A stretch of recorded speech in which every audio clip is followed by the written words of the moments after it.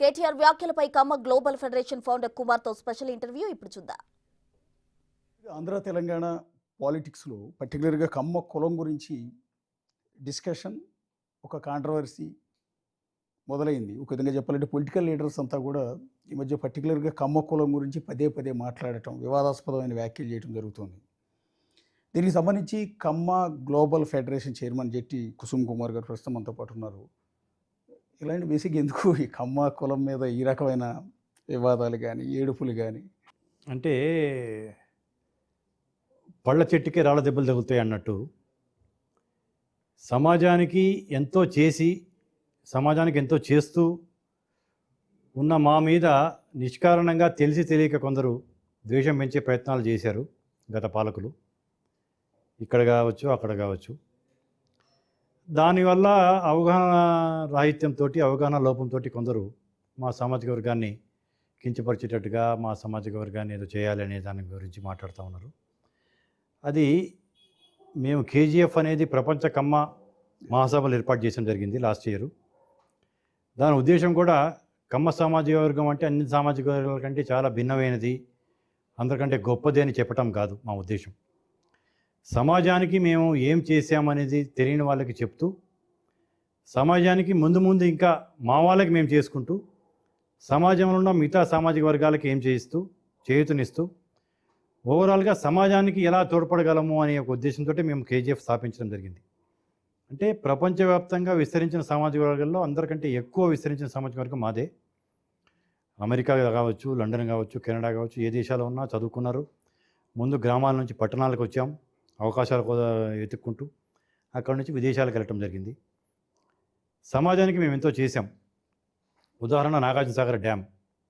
ముత్యాల రాజా గారు ఆ రోజు రాజభరణాల కింద ఆయనకి 52 లక్షల రూపాయలు ఆయనకి రాజభరణం కింద వస్తే 1952లో 52 lakhs సహసిద్ధంగా నందికొండల మధ్యలో ఒక డ్యామ్ కట్టే అయితే ఎంతో ఉపయోగకరంగా ఉంటుంది అని చెప్పేసి ఆ డ్యామ్ కట్టి, దానివల్ల ఈరోజు తెలంగాణ, ఆంధ్ర రెండు రాష్ట్రాల్లో సాగునీరు, తాగునీరుకి బహుళార్థక సాధక ప్రాజెక్టు నాగార్జునసాగర్.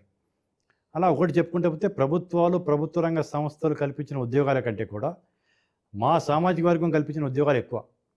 అది పత్రికా రంగాల్లో కావచ్చు, సినీ రంగం కావచ్చు, పరిశ్రమ రంగం కావచ్చు, వ్యాపార రంగం కావచ్చు, దేంట్లో అయినా సరే మేము కల్పించిన ఉద్యోగాలు ఎక్కువ. మేము కల్పించిన ఉద్యోగాల్లో అందరూ మా సామాజిక వర్గం వాళ్ళే ఉంటారు కదా. 5% 10% మా వాళ్ళు ఉంటారు, 90% వేరే వాళ్ళు ఉంటారు. కాబట్టి తెలిసి తెలియకుండా మా వాళ్ళ గురించి కించంగా హీనంగా మాట్లాడటం అనేది చాలా అది తప్పు. దాన్ని ఇక్కడ పర్టికులర్ దానికే వస్తున్నాను. నేను సీఎం రమేష్ గారు చేసిన కామెంట్స్ ఉన్నాయి.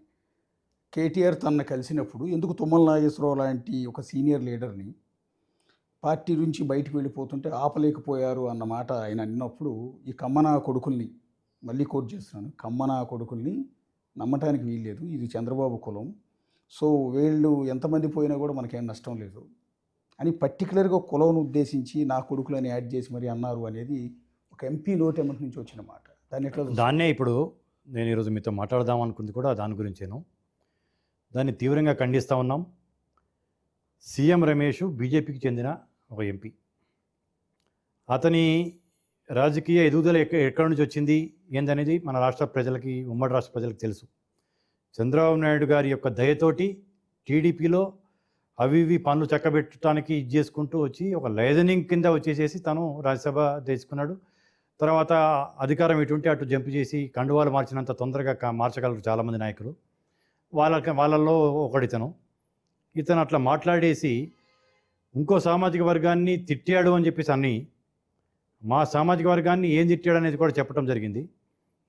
నేను ఈరోజు పత్రికా ముఖంగా, మీ ముఖంగా నేను గట్టిగా సీఎం రమేష్కి ఆయనకి అడగదలుచుకున్నాను, డిమాండ్ చేయదలుచుకున్నాను.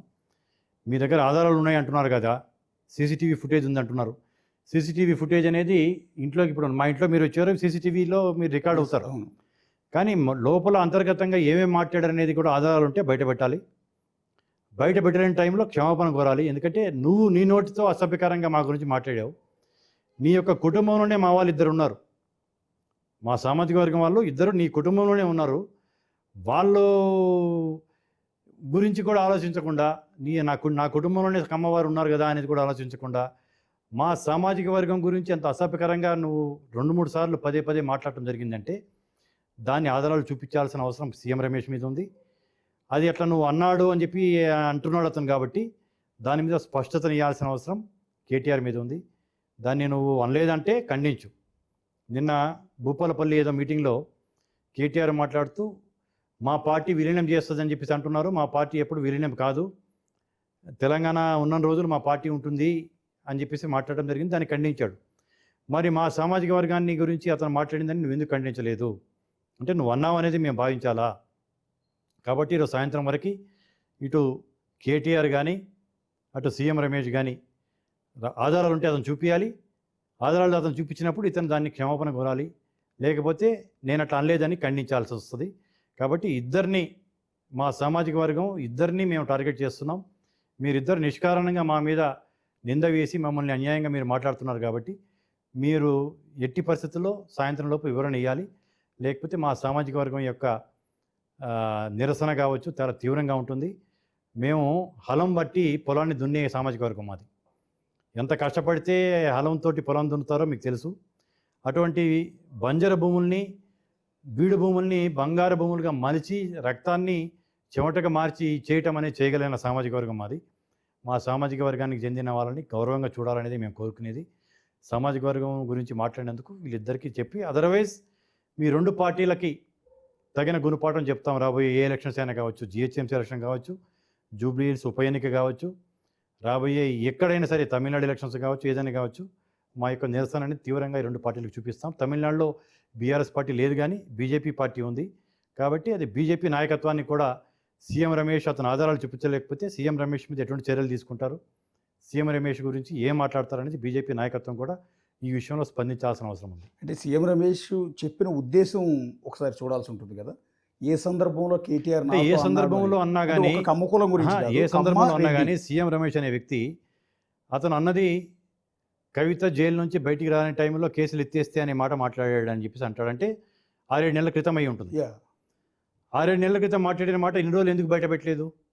ఇప్పుడు ఎందుకు బయటపడాల్సి వచ్చింది? వాళ్ళిద్దరూ ప్రేమించుకున్నారు కదా, కాబట్టి ఇప్పుడు బయటపడాల్సి వచ్చింది. కాబట్టి నీ యొక్క లబ్ధి కోసం, నీకు వ్యాపార అవసరాల కోసం, దీనికోసం నువ్వు ఏమైనా చేసుకో. నువ్వు ఏ పార్టీతోటైనా అంటకాగు, ఏ పార్టీ జెండా అయినా మార్చుకో, ఏ పార్టీ కండమైనా కప్పుకో, మాకు అభ్యంతరం లేదు. అది నీ యొక్క ఇష్టం, అది నీ వ్యక్తిత్వం, నీ ఇష్టము, నీకు ఏదైనా నువ్వు చేసుకోవచ్చు, నీకు ఆ స్వాతంత్రం ఉంది. కానీ మధ్యలో మమ్మల్ని లాగటం అనేది చేసినప్పుడు నువ్వు ఆధారం చూపించాల్సిన అవసరం ఉంది, లేకపోతే క్షమాపణ చెప్పాల్సిన అవసరం ఉంది. అంటే అన్న వ్యక్తిని కదా మనం ఇక్కడ క్వశ్చన్ చేయాల్సింది. అన్నాడో లేదో మాకేం తెలుసు? ఓకే, అతను అన్నాడని చెప్పి నువ్వు అంటున్నావు. ఆధారం చూపి అంటే అప్పుడు అతను చూస్తాం. నువ్వు ఆధారం చూపించలేకపోతే నువ్వే తప్పు అన్నావేమో. నేను అనలేదని కేటీఆర్ ఖండించాల్సిన అవసరం ఉంది. నేను అనలేదు, నువ్వు అనకపోతే కేటీఆర్ నిన్న విలీనం గురించి ఖండించాడు, కానీ గమ్మ సామాజిక వర్గం గురించి ఎందుకు ఖండించలేదు? కాబట్టి ఖండించాల్సిన అవసరం నీకు ఉంది, స్పష్టత ఇవ్వాల్సిన అవసరం అతనికి ఉంది, ఆధారాలు ఉంటే చూపించి బయటపెట్టాల్సిన అవసరం ఇతనికి ఉంది. కాబట్టి ఇద్దరిని నేను డిమాండ్ చేస్తున్నాను. 24 hours డెడ్ లైన్ టైం ఇచ్చారు. ఎస్, ఇద్దరు ఆధారాలతో చూపించాలి, లేకపోతే క్షమాపణ చెప్పాలి. లేకపోతే లేని టైంలో రాబోయే ఎలక్షన్స్లో కమ్మ ఓట్లు మాకు అవసరం లేదని డిక్లేర్ చేయండి మీ రెండు పార్టీలు. అప్పుడు మా సామాజిక వర్గం మేమేం చేయాలో మేము నిర్ణయించుకుంటాం. పర్టికులర్గా పదే పదే చెప్పిన మాట అండి. అంటే కమ్మ ఈ మధ్య కాలంలో కమ్మ గురించి చాలామంది నాయకులు అంటే ప్రస్తావిస్తున్నారు. తెలిసి తెలియకుండా, ఇప్పుడు అదే చెప్తున్నాను మీకు, తెలిసి తెలియకుండా ఎవడో చిన్న స్థాయి లిల్లీ పుట్లు గురించి మాట్లాడితే నేను దాన్ని స్పందించాల్సిన అవసరం మాకు లేదు. అవును. ఆ లిల్లీ పుట్లు మాట్లాడడం కూడా మా సామాజిక వర్గం. ఇప్పుడు మీకు అశోక చక్రవర్తి భారతదేశాన్ని పరిపాలించిన చక్రవర్తి. అశోక చక్రవర్తి తవ్వించిన చెరువుల కంటే రాజా వాసిరెడ్డి వెంకటాద్రి నాయుడు గారు తవ్వించిన చెరువులు ఎక్కువ కృష్ణా గుంటూరు జిల్లాల్లో. ఎస్, అంటే చెరువులు తవ్వించినందువల్ల అది ఓన్లీ ఆ చెరువులో నీళ్ళ కోసం ఒట్టి కమ్మాసే వాడుకోరు కదా. అంటే మేము ఇప్పుడు కేసీపీ సిమెంట్స్ దత్తు గారు కానీ వీళ్ళు కానీ ఎన్ని పరిశ్రమలు స్థాపించారు. ముల్లపూడి అర్చన ప్రసాద్ గారు ఆంధ్ర బిర్లాగా పనిచేసి, అంటే తెలియని వాళ్ళు మాట్లాడే లిల్లిపుట్లు మాట్లాడిన దాన్ని స్పందించాల్సిన అవసరం లేదు. కాబట్టి మేము సమాజానికి ఏం చేసామని చెప్పాల్సిన అవసరం ఉంది. కొందరు ఏమంటారు, తెలిసి తెలియని చిన్న చిన్న యూట్యూబ్ ఛానల్స్, పత్రిక ఎవరో చూశాను, అతని పేరు అవసరం లేదు, అతనికి పేరు చెప్తే అతన్ని పెంచినట్టు అవుతుంది. నేను వీళ్ళు పట్టుమంది గుప్పెడు మంది లేరు, అయినా కానీ అన్నింటిలో వీళ్ళే పెత్తనం చేస్తారని ఒకటి మాట్లాడాడు ఒక విలేకరిని కూడా అనలేము, స్టింగర్. దాన్ని జీపించడానికే మా సంఖ్యాపరంగా మేము 1.5% ఉన్నాము అనేది చెప్తున్నాం. మేము చెప్పటమే కాకుండా రేపు తమిళనాడు ఎలక్షన్స్కి 3 నెలల ముందు ఈ సంవత్సరం ఎండింగ్లో డిసెంబర్ ఆఖరిలో కావచ్చు, జనవరి మొదటి వారంలో కావచ్చు, 10 లక్షల మందితో ఓన్లీ కమ్మ మహానాడు, దాని పేరు కూడా పెట్టడం జరిగింది, కమ్మ మహానాడు. తమిళనాడులో కమ్మవారితోటే, మళ్ళీ ఆంధ్ర, తెలంగాణ, కర్ణాటక కమ్మవారిని మేము తరలించాం. తమిళనాడులో ఉన్న కమ్మవారితో 10 లక్షల మంది మీటింగ్ పెట్టేసి, ఇదిగో మా సంఖ్యాబలం ఇది, సంఖ్యాపరంగా తక్కువ ఉన్నారనే ఒక విమర్శని తిప్పికొట్టాలంటే మేము చెప్తే సరిపోదు, చూపించాల్సిన అవసరం ఉంది. కాబట్టి అది మా యొక్క బల ప్రదర్శన అనుకోవచ్చు, బల నిరూపణ అనుకోవచ్చు. రాజకీయంగా మా వాళ్ళకి ఎవరు 30 సీట్లు ఇస్తే వాళ్ళకి ఆ పార్టీకి ఓట్లు వేస్తాం. రాజకీయాలకు అతీతంగా జరగబోయే మీటింగ్ అది. ఆ మీటింగ్ ద్వారా రేపు హైదరాబాద్లో కావాలనే జిహెచ్ఎంసీ ఎలక్షన్స్లో మేము సామాజిక వర్గం ఇప్పుడు కొత్త నినాదం ఉంది, ఎవరికి ఎంత సంఖ్యాబలం ఉందో వారికి అంత భాగస్వామ్యం కావాలని. మా సామాజిక వర్గం చెందిన నాయకులు ఉన్నారు చాలామంది, ఇక్కడ కార్పొరేటర్లు చేసిన వాళ్ళు ఉన్నారు. రేపు వాళ్ళని మేయర్గా మేము ప్రపోజ్ చేస్తాం, మేయర్ చేయండి. సంఖ్యాపరంగా మేము ఉన్నాం. మాలో ఉన్న ఇంకో గొప్పతనం ఏంటంటే, మా ఓట్లే కాకుండా 10 మందితో ఓట్లు ఇప్పించే కెపాసిటీ ఉంది. ఎందుకంటే మమ్మల్ని నమ్ముతారు, ఇష్టపడతారు, మమ్మల్ని గౌరవిస్తారు, మేము ఆదరిస్తాం అందరినీ. కాబట్టి నలుగురితో ఓట్లు ఇప్పించే కెపాసిటీ, మేము ఒక్క ఓటు ఉంటే కూడా మాది 5 ఓట్లతో సమానం కమ్మవారిది. మేము డబ్బు తీసుకొని ఓట్లేసే కులం కాదు, డబ్బు ఇచ్చి ఓటేసే కులం. కాబట్టి ఈ 2 పార్టీలకి నేను తీవ్రంగా హెచ్చరిస్తున్నాను. అంటే హైదరాబాద్ కావచ్చు, తెలంగాణలో ఉన్న కమ్మవాడు పర్టికులర్గా లాస్ట్ 2 టైమ్స్ జరిగిన ఎన్నికల్లో, బీఆర్ఎస్ అధికారంలో 2 ఎన్నికల్లో, హైదరాబాద్లో జరిగిన మున్సిపల్ ఎన్నికల్లో బేసిక్గా బీఆర్ఎస్కే ఓటేశారు కదా. మొన్న ఎలక్షన్స్లో కాంగ్రెస్ పార్టీకి మొన్న ఓటేశారు. వేశారు, ఓకే. అంతకుముందు 2 ఎలక్షన్స్, అంతకుముందు జరిగిన మున్సిపల్ 2014 ఎలక్షన్స్లో టీడీపీ బీజేపీ అలయన్స్కి వేశారు. ఓకే. మీరు 14 ఎలక్షన్లో చూడండి, కాంగ్రెస్ 21 స్థానాలు గెలిస్తే టీడీపీ బీజేపీ అలయన్స్ 20 స్థానాలు గెలిచింది. అవును. హైదరాబాద్లో జిహెచ్ఎంసీ పరిధిలో బీఆర్ఎస్ 1 సీట్ కూడా గెలవలేదు. ఓకే. మొత్తం టీడీపీ బీజేపీ స్వీప్ చేసింది. ఓకే. ఆ తర్వాత బీఆర్ఎస్కి వేశారు. వాళ్ళు కూడా, కేసీఆర్ కూడా మమ్మల్ని బాగానే ఆదరించాడు. కమ్మ సామాజిక వర్గం వాళ్ళకి ఏ సీట్లు ఇవ్వకపోయినా తుమ్మల నాగేశ్వరరావు గారిని తీసుకొని అతనికి మంత్రి ఇచ్చి, ఎమ్మెల్సీ ఇచ్చి, మంత్రి పదవి ఇచ్చాడు, ఎమ్మెల్సీ ఇచ్చాడు, చేశాడు. ఆంధ్రవాడి కాల్లో ముళ్ళు దిగితే పండితో తీస్తానన్నాడు. కానీ కేటీఆర్ అప్పుడప్పుడు మా మీద వ్యతిరేకత చూపిస్తూ వచ్చాడు. చంద్రబాబు నాయుడు గారు జాతీయ నాయకుడు, కమ్మ నాయకుడు అని చెప్పట్లేదు మేము. అటువంటి నాయకుడిని అరెస్ట్ చేసేస్తే కమ్మ సామాజిక వర్గం వాళ్ళు కూడా నిరసన జరపాలి. అందరూ సాఫ్ట్వేర్ ఎంప్లాయీస్, ఆయన వల్ల హైటెక్ సిటీ చుట్టుపక్కల వచ్చిన ఐటీ సాఫ్ట్వేర్ రంగానికి చెందిన వాళ్ళందరూ నిరసన జరుపుతుంటే దాన్ని మీరు వెళ్ళి రాజమండ్రిలో చేసుకోండి అని చెప్పేసి అన్నాడు. అహంకారంతో 10 లక్షల ఓట్లు పోయి అధికారం నుంచి దూరం అయ్యాడు. ఈరోజు ఇంకా అహంకారంగా ఇంక నేను తగ్గకపోతే నేను ఇక భవిష్యత్తు నీకు ఏం చేయాలో చేస్తుంది. ఇప్పుడు అక్కడ కాన్వర్షన్ అంతా కూడా సీఎం రమేష్కి, కేటీఆర్ వెలమ కమ్యూనిటీ, సీఎం రమేష్ అదే కమ్యూనిటీ, వెలమ కమ్యూనిటీ. చాలామంది అనుకునేది ఏంటంటే సీఎం రమేష్ కూడా టీడీపీలో ఉన్నాడు కాబట్టి ఆయన కూడా కమ్మ సామాజిక వర్గం అన్నట్టుగా కొంత ప్రచారం ఉంది. సో ఇద్దరు వెలమల మధ్య కమ్మ ప్రస్తావన, రెడ్ల ప్రస్తావన తీసుకురావటం అనేది, అంటే అది వాళ్ళ లోపల ఏమేమైందో సీఎం రమేష్ మా సామాజిక వర్గాన్ని బయటపెట్టడానికి కారణం ఏందనేది మేము దానికి అందుకనే మాకు ఆధారాలు చూపించాలని చెప్పేసి డిమాండ్ చేస్తున్నాం. లేకపోతే కమ్మ సామాజిక వర్గంలో ద్వేషం కేటీఆర్కి ఉందా, నీకు కూడా ఉందా అనేది కూడా మేము అనుమానాలు పడాల్సి వస్తుంది. అప్పుడు నీ భవిష్యత్తు ఏమవుద్దో అనేది నువ్వు చూసుకోవాలి. ఇప్పుడు బీజేపీలో నిజంగా కలవాలి అనుకుంటే, పార్టీని విలీనం చేయాలి అనుకుంటే, సీఎం రమేష్ కంటే పెద్ద నేతలు బీజేపీలో చాలామంది ఉన్నారు. దట్టు ఆంధ్ర ఎంపీ దగ్గరికి వెళ్ళాల్సిన అవసరం లేదు, తెలంగాణలోనే చాలామంది ఉన్నారు. బండి సంజయ్ దగ్గరికి వెళ్ళొచ్చు, కిషన్ రెడ్డి దగ్గరికి వెళ్ళొచ్చు, ఇంకా చెప్పాలంటే చాలామంది నేతలు ఉన్నారు. మాధవ్ ఉన్నారు, ఇదే రాష్ట్రానికి సంబంధించిన వ్యక్తులు. సో ఇలాంటి వాళ్ళని కాదని సేమ్ కమ్యూనిటీకి చెందిన వెలమ ఎంపీ దగ్గరికి మాత్రమే వెళ్ళి మమ్మల్ని కాపాడండి, మా పార్టీని అందుకనే వాళ్ళిద్దరు అంత క్లోజ్, అంటే ఒకటే సామాజిక వర్గం కాబట్టి ఏదేమైనా ఈ రోజుల్లో కులరహిత సమాజం ఉండాలని అభ్యుదయ భావాలు మాట్లాడే వాళ్ళు మాట్లాడతారు. కానీ కులరహిత సమాజం లేకుండా ఈరోజు ఉండదు. ప్రభుత్వాలు కూడా ముందు మీరే తెలియ ఎల్కేజీలో మీరు సీట్ కావాలన్నా కానీ ఏది కులం అనేది రాయమంటారు. ఆధార్లో కూడా కులం అంటారు. ప్రతి ఒక్క దాంట్లో ఉంది. కాబట్టి ఏ జాతి పక్షులు ఆ జాతికి కలిసి ప్రయాణం చేయటం అనేది సహజం. వాళ్ళిద్దరు వెలమలు కాబట్టి వాళ్ళు వెలమలు కలిసి పనిచేశారు. వాళ్ళ సంఖ్యాపరంగా ఎంత వాళ్ళది, తెలంగాణలో వాళ్ళ సంఖ్యాపరంగా వాళ్ళది ఎంత, ఆంధ్రలో ఎంత. నేను అంటుంది ఏంటంటే సీఎం రమేష్కి కేటీఆర్కి మధ్య అనుబంధం ఉండబట్టేగా పర్టికులర్గా ఆయన దగ్గరికి వెళ్ళి నువ్వు మాట్లాడేవాళ్ళు చెడింది కదా ఇద్దరి మధ్య. నీకు చెడితే మీరు చూసుకోండి, మీకు ఆర్థిక లావాదేవీలు ఏమైనా చెడితే చూసుకోండి. కానీ మా సామాజిక వర్గాన్ని బయటికి లాగాల్సిన అవసరం ఏంటి? మా సామాజిక వర్గం గురించి మాట్లాడారు కాబట్టి మీ ఇద్దరిని మేము అందుకోసమే చెప్తున్నాం. అది ఎందుకు సార్ పదే కమ్మ మీద మాత్రమే ఈ రకమైన ఇప్పుడు నిన్నగాక మొన్న మీరు అన్నట్టు అసలు పేరు ఎందుకులే కానీ ఒక అంటాడు కమ్మారెడ్డిని అసలు రాష్ట్ర రాజకీయాల నుంచి బహిష్కరించాలి, అని అదే అంటారు. తెలిసి ఇంకా తెలియని ఇంకా వాళ్ళు ఇంకొంతమంది చూస్తే సినిమా ఇండస్ట్రీలో మొత్తం కమ్మోళ్ళ చేతుల్లో ఉంది, రియల్ ఎస్టేట్ మొత్తం కమ్మోళ్ళ చేతుల్లో ఉంది, రాజకీయం మొత్తం కమ్మోళ్ళ చేతుల్లో ఉంది. ఈ రకమైన ఏడుపు పదే పదే పదే అంటే పదే ఎందుకు ఇప్పుడు ఒక్క కులం ఒకటి గురించి?